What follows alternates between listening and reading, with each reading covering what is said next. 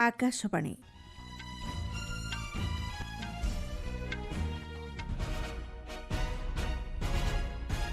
संवाद पढ़ुछंती सरिता साहू।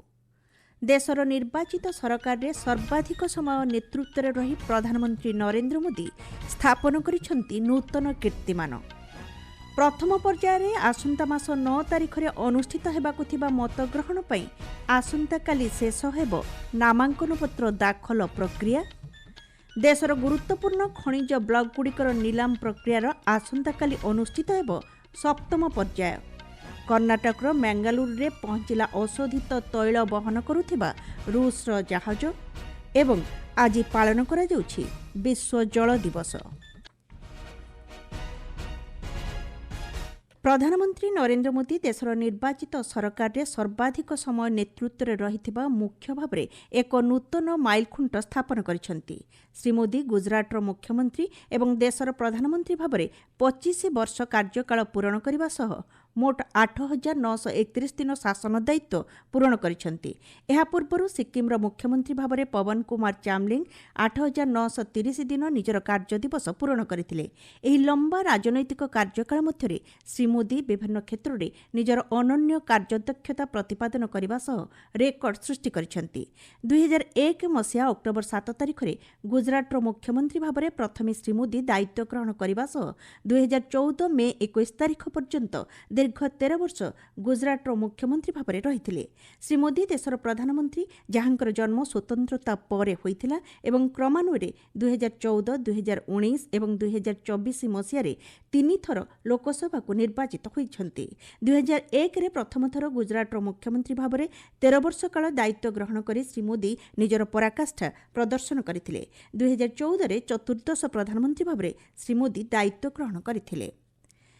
प्रथम पर्यायर आसंता मास 9 तारिख में अनुष्ठित हेबाकु थिबा राज्य तथा केन्द्रशासित अंचलगुड़िकर विधानसभा निर्वाचन एवं अन्य केतेक राज्यर उपनिर्वाचन पई नामांकन पत्र दाखलर समयसीमा आसंता काली शेष होइछि।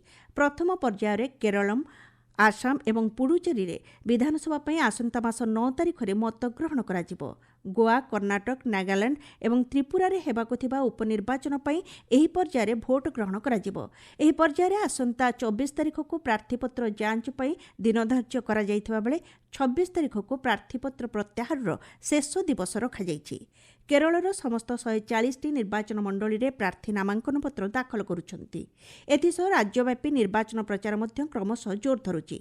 विभिन्न राजनैतिक दलर वरिष्ठ नेता प्रार्थीଙ୍କ सपक्षरे प्रचार कार्य सामिल होइछंती। अन्य पक्षरे राज्य रे भोटर तालिका रे नूतन भाबे नाम जोड़िबा पई आसंता काली पर्यंत समय सीमा धार्य होइछि।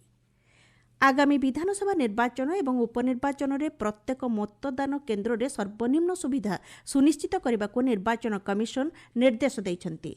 मतदान केन्द्र रे मतदातांक पई पानीय जल, प्रतीक्षा स्थान, शौचालय, पर्याप्त आलोकीकरण, दिव्यांग भोटरंक पई स्वतंत्र व्यवस्था आदि प्रस्तुत रखिबाको कमिशन राज्य निर्वाचन अधिकारी को निर्देश दैछंती।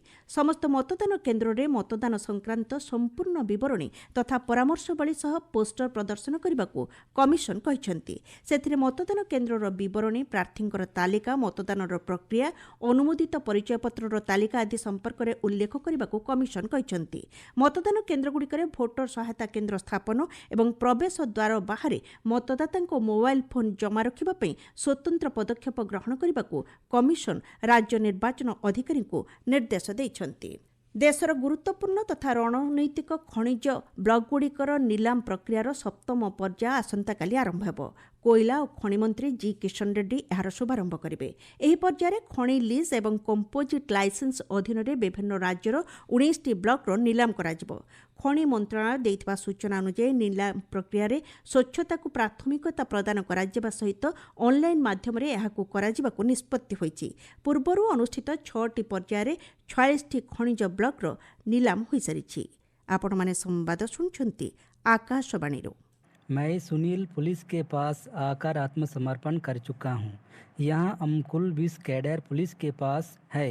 सुक्रू दादा, शीला, रजिता, मेरा आपसे अनुरोध है कि आप पार्टी छोड़कर आ जाइए और दूसरों को पार्टी छोड़ते समय मत रोकिए, क्योंकि 31 मार्च 2026 के बाद सरकार आत्मसमर्पण स्वीकार नहीं करेगी। इसलिए पुलिस की गोली से मार जाने के बजाय आप सभी किसी भी गांव वालों के फ़ोन नंबर से नीतू दादा को फ़ोन करें। नीतू दादा और मैं स्वयं आपको लेने आएंगे और सुरक्षित तरीके से पुलिस के पास आत्मसमर्पण करवाएंगे।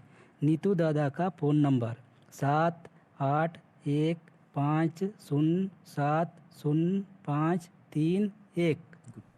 ଅଶୋଧିତ ତୈଳ ବହନ କରୁଥିବା ରୁଷର ଜାହାଜ ଆକ୍ୱା ଟାଇଟନ୍ କର୍ଣ୍ଣାଟକର ମାଙ୍ଗାଲୁରୁଠାରେ ପହଞ୍ଚିଛି। ପଶ୍ଚିମ ଏସିଆ ସଂଘର୍ଷ ପରିପ୍ରେକ୍ଷୀରେ ଗତ ଗୁରୁବାର ଆମେରିକା ଅସ୍ଥାୟୀ ଅନୁମତି ପ୍ରଦାନ କରିବା ପରେ ଏହି ଜାହାଜ ମାଙ୍ଗାଲୁରୁକୁ ଆସିଛି। ଆମେରିକାର ତରଳ ପେଟ୍ରୋଲିୟମ ଗ୍ୟାସ୍ ଏଲ୍ପିଜି ବହନ କରିଥିବା ଆଉ ଏକ ପଣ୍ୟବାହୀ ଜାହାଜ ମଧ୍ୟ ମାଙ୍ଗାଲୁରୁ ବନ୍ଦରରେ ପହଞ୍ଚିଛି।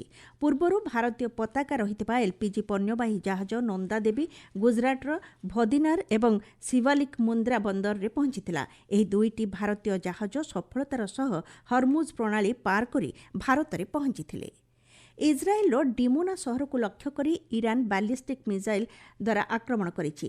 ଇସ୍ରାଏଲ ପକ୍ଷରୁ ଆରାଦ ସହରକୁ ଲକ୍ଷ୍ୟ ରଖି କରାଯାଇଥିବା ଆକ୍ରମଣର ପ୍ରତ୍ୟୁତ୍ତରରେ ଏଭଳି ମିସାଇଲ୍ ନିକ୍ଷେପ କରାଯାଇଥିବା ଇରାନ କହିଛି। ତେବେ ଏହି ଆକ୍ରମଣରେ ଇରାନର ଗବେଷଣା କେନ୍ଦ୍ର କ୍ଷତିଗ୍ରସ୍ତ ହୋଇନାହିଁ ଏବଂ କୌଣସି ପ୍ରକାର ବିକିରଣ ସ୍ତର ମଧ୍ୟ ଚିହ୍ନଟ ହୋଇନଥିବା ଜଣାପଡ଼ିଛି।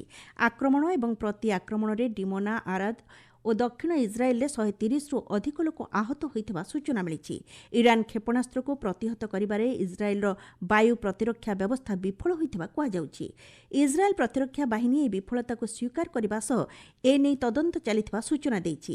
ଇରାନ ବିରୁଦ୍ଧରେ ଆଗାମୀ ଦିନରେ ଅଭିଯାନ ଅଧିକ ତୀବ୍ର ହେବ ବୋଲି ଇସ୍ରାଏଲ ଅଧିକାରୀ ଘୋଷଣା କରିଛନ୍ତି। ଅନ୍ୟପକ୍ଷରେ 48 ଘଣ୍ଟା ମଧ୍ୟରେ ହର୍ମୁଜ୍ ପ୍ରଣାଳୀକୁ ସାର୍ବଜନୀନ ବ୍ୟବହାର ପାଇଁ ଉନ୍ମୁକ୍ତ ରଖିବାକୁ ଆମେରିକା ରାଷ୍ଟ୍ରପତି ଡୋନାଲ୍ଡ ଟ୍ରମ୍ପ ନିର୍ଦ୍ଦେଶ ଦେଇଛନ୍ତି। ଅନ୍ୟଥା ଇରାନର ସର୍ବବୃହତ ଶକ୍ତି କେନ୍ଦ୍ରକୁ ଆକ୍ରମଣ ଦ୍ୱାରା ନଷ୍ଟ କରି ଦିଆଯିବ ବୋଲି ଶ୍ରୀ ଟ୍ରମ୍ପ ଚେତାବନୀ ଦେଇଛନ୍ତି। ଅନ୍ୟପକ୍ଷରେ ହର୍ମୁଜ୍ ପ୍ରଣାଳୀ କେବଳ ଇରାନର ଶତ୍ରୁପକ୍ଷଙ୍କ ପାଇଁ ବନ୍ଦ ରହିବ ବୋଲି ଆନ୍ତର୍ଜାତିକ ସାମୁଦ୍ରିକ ସଂଗଠନରେ ଇରାନର ପ୍ରତିନିଧି ଘୋଷଣା କରିଛନ୍ତି। ବ୍ରିଟେନରେ ଅବସ୍ଥାପିତ ଇରାନର ରାଷ୍ଟ୍ରଦୂତ ଅଲି ମୁସାଭି କହିଛନ୍ତି, ଆମେରିକା ଓ ଇସ୍ରାଏଲ ସହିତ ଚାଲିଥିବା ସଂଘର୍ଷ ଯୋଗୁଁ ଉପସାଗର ଏବଂ ହର୍ମୁଜ୍ ପ୍ରଣାଳୀରେ ଏଭଳି ପରିସ୍ଥିତି ସୃଷ୍ଟି ହୋଇଛି। ଇରାନର କ୍ଷତ୍ରୀୟ ଅଖଣ୍ଡତା ଏବଂ ଅଧିକାର ପ୍ରତି ଆନ୍ତର୍ଜାତିକ ସମୁଦାୟ ସମ୍ମାନ ପ୍ରଦର୍ଶନ କରିବା ଉପରେ ଶ୍ରୀ ମୁସାଭି ଗୁରୁତ୍ୱ ଦେଇଛନ୍ତି। ତେବେ ଇରାନ କହିଛି, ଦେଶର ଶକ୍ତି ଭିତ୍ତିଭୂମି ଉପରେ ଯେକୌଣସି ଆକ୍ରମଣର କଡ଼ା ଜବାବ ଦିଆଯିବ। ସାଉଦି ଆରବର ରିୟାଦ ଉପରେ 3ଟି ବାଲିଷ୍ଟିକ୍ କ୍ଷେପଣାସ୍ତ୍ର ମାଡ଼ ହୋଇଥିବା ଜଣାପଡ଼ିଛି। ଲେବାନନର ସ୍ୱାସ୍ଥ୍ୟ ମନ୍ତ୍ରଣାଳୟ ଦେଇଥିବା ସୂଚନା ଅନୁଯାୟୀ ଯୁଦ୍ଧ ପରଠାରୁ ଏପର୍ଯ୍ୟନ୍ତ ମୃତ୍ୟୁ ସଂଖ୍ୟା 1024ରୁ ଅଧିକ ହୋଇଛି।